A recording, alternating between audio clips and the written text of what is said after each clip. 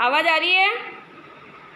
Yes ma'am. Okay, देखो, कश्चित मतलब कोई, कृषक का मतलब किसान, कोई किसान बलि वर्धाभ्याम द्विवचन आ रहा है यानी दो बेलों को, क्षेत्र कर्षण का अर्थ होता है खेत, क्षेत्र मतलब खेत को जोतने का, कुर्वनम आसित यानी खेत को जोतने का कार्य कर रहा था, तयोह मतलब उन दोनों, बलिवर्धयो उन दोनों बेलों में, एक शरीरेण एक शरीर से दुर्बल मतलब कमजोर, जवेन का अर्थ निकल रहा है तीव्र गति से, गंतुम असक्त च आसीत यानी कि वह तेज गति से चलने में असक्त था, यानी कि उससे तेज चला नहीं जा रहा था।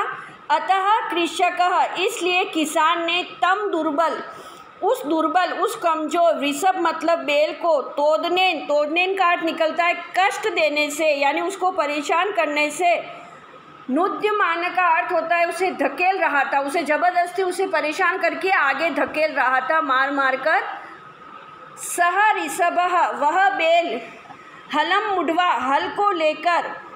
मुढ़वा यानी हल को लेकर, गंतुम असक्त जाने में असक्त था यानी असमर्थ था, क्षेत्रे पपात वह खेत में, पपात मतलब गिर गया, वह खेत में गिर गया। क्रुधः कृषिवल क्रोधित, कृषिवल का अर्थ भी निकलता है किसान, नया वर्ड है यहाँ पर। क्रोधित किसान ने तम उत्थापयितु उसको उठाकर बहुवारम अनेक बार, यत्न न करो उसको उठाने का बहुत बार प्रयत्न किया, तथापि फिर भी वृषः नो उत्थितः फिर भी बेल न प्लस उत्थितः संधि विच्छेद हुआ है, नहीं उठा। भूमो पतिते स्वपुत्रम दृष्ट्वा, भूमो ये सप्तमी विभक्ति है भूमि की, भूमि पर गिरे हुए अपने पुत्र को देखकर, सर्वधेनुनाम सभी गायों की माता, सुरभेह यानी सुरभि के, नेत्राभ्याम अश्रुणी आँखों में आंसू, आविरासन यानी आ गए। सुरभे री माम अवस्था दृष्टवा, सुरभे की ऐसी अवस्था को देखकर, सुराधिप सुरों के अधिप यानी सुरों के राजा इंद्र, ताम अपृच्छत उससे पूछा, अयि सुबे अरे सुबे, किम प्लस एव क्या ही रोदिसी यानी क्यों रो रही हो, उच्चतम बोलो, इति साच ऐसा उसने ऐसा पूछा तो साच वह बोली, वह क्या बोली, विनिपातो न वह कस्य दृश्यते त्रिदशा अधिपः अहम तु पुत्रम सोचामि तेन रोदिमि कोसिम। विनिपात का अर्थ होता है यानी गिरा हुआ, न वह कश्चित कोई मतलब तुम्हें क्या ये गिरा हुआ नहीं दिख रहा है क्या। त्रिदशाधिप का अर्थ ये भी इंद्र के लिए पर्यायवाची है कि हे इंद्र आपको कुछ दिखाई नहीं दे रहा है क्या। अहम तु पुत्रम सोचामी मैं तो पुत्र के लिए रो रही हूँ। तेन रोदिमी कौशिक, कौशिक मतलब भी इंद्र, उसी के लिए रो रही हूँ, तो आपको क्या ये घिरा हुआ नहीं दिख रहा है। तो वो वासव, अरे वासव ये भी इंद्र के लिए आया है कि अरे इंद्र पुत्रस्य दैन्यम दृष्ट्वा अहम रोदिमी, पुत्र की दीनता को देखकर मैं रो रही हूँ। सह दीन वह कमज़ोर है, दीन का अर्थ वैसे गरीब होता है, इसमें कमज़ोर आ रहा है, वह कमज़ोर है। इति जानन अपि ऐसा जानते हुए भी, कृषकः तम बहुधा किसान ने उसको बहुत बार, पीड़यति बहुत बार पीड़ा पहुँचाई है। सह कृच्छेन भारम उद्वहति वह कृच्छेन यानी गुस्से से उसके ऊपर भार को ढो रहा है, परेशान। इतर म्यू इससे अधिक, धूरम वोडुम सह न सकतोति इससे अधिक वह भार को बोझ सहन नहीं कर सकता है। एतत भवान यह आप देख रहे हैं, न इति प्रति उवाचत ऐसा उसने घाई ने बोला।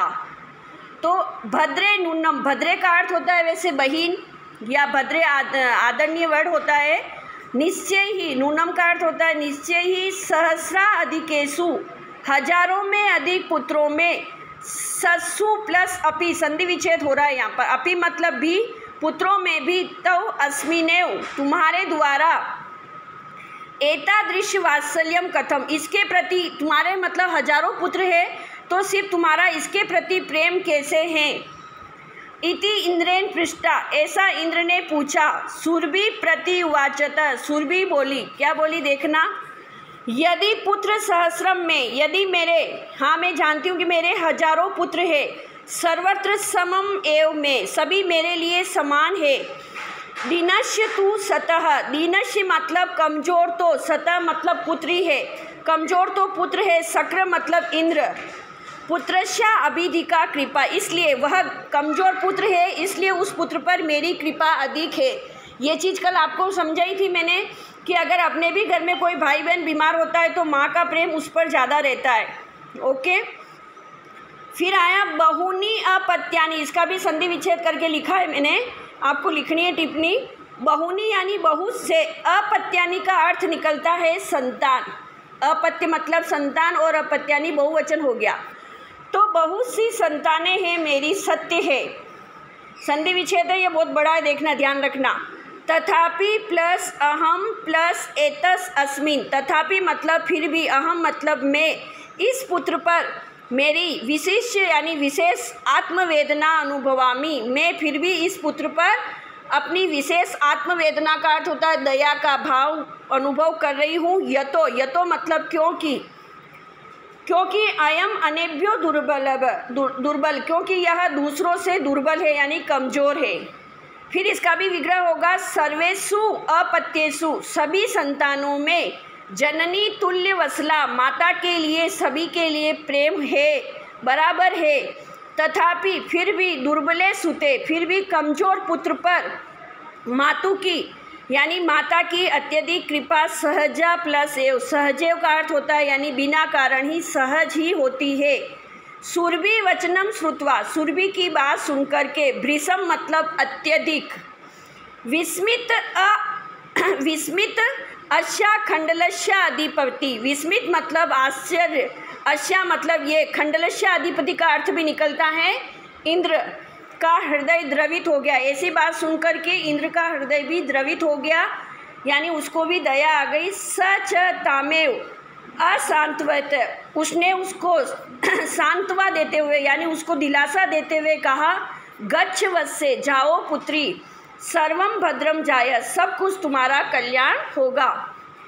फिर क्या आया नेक्स्ट, अचिरादेव, अचिरादेव का अर्थ होता है बिना विलंब किए ही।